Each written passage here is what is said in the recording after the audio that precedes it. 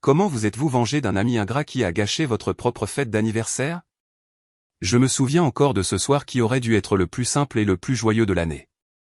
Mon anniversaire tombait un samedi, et j'avais organisé une petite fête dans mon appartement du 10e arrondissement. Rien d'extravagant, quelques amis proches, un gâteau acheté le matin même à la boulangerie du coin, un fond musical discret. Pourtant, c'est ce soir-là qu'un ami, ou plutôt celui que je considérais encore comme tel, a décidé de gâcher l'ambiance d'une manière que je n'oublierai jamais.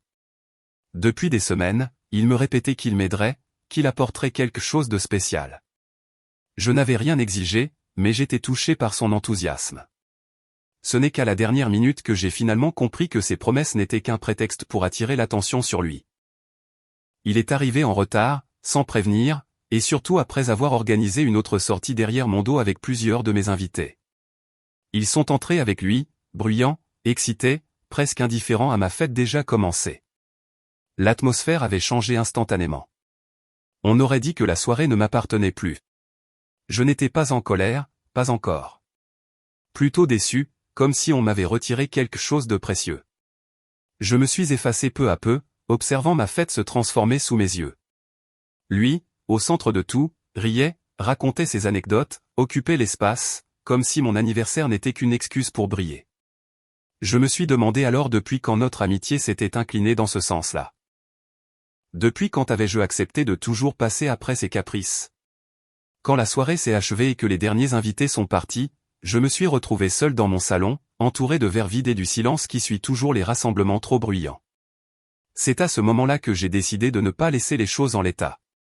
Je ne voulais pas me venger par colère, mais par besoin de rééquilibrer quelque chose en moi. Les jours suivants, j'ai commencé par me retirer doucement de sa vie. Pas de confrontation, pas de message amer.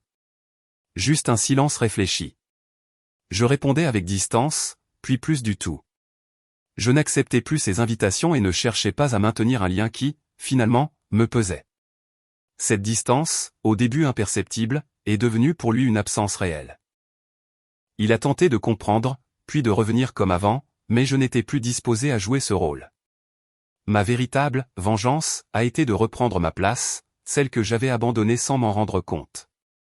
J'ai retrouvé une tranquillité nouvelle, une lucidité que je n'avais jamais eue dans cette relation. Et l'année suivante, quand mon anniversaire est revenu, j'ai célébré autrement, en petit comité, avec des personnes qui savaient être présentes sans m'effacer. Je n'ai jamais regretté cette décision.